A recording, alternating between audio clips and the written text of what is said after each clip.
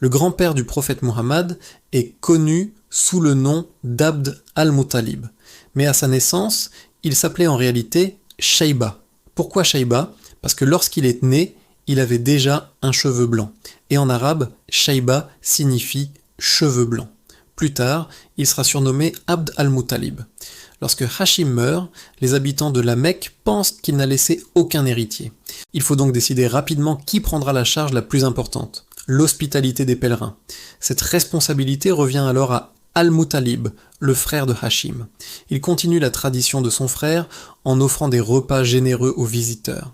Sa générosité est telle qu'il sera surnommé Al-Fayyad, c'est-à-dire le très généreux. Quelques années plus tard, une rumeur arrive jusqu'à lui. On lui dit que son frère Hachim aurait laissé derrière lui un fils à Médine. Cette information est très importante pour la tribu. Il apprend que l'enfant est un garçon, et dans leur société, le fils devait reprendre les responsabilités de son père. Al-Muttalib se renseigne auprès des voyageurs.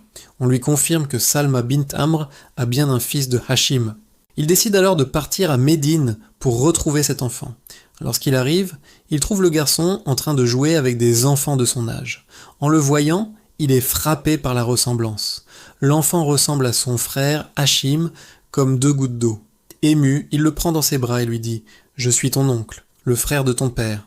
Mais l'enfant refuse de partir sans demander l'autorisation de sa mère. Ils vont donc voir sa mère. Au début, elle refuse de laisser partir son fils. Elle explique que elle a élevé seule et qu'elle ne peut pas en séparer. Al-Muttalib finit par la convaincre.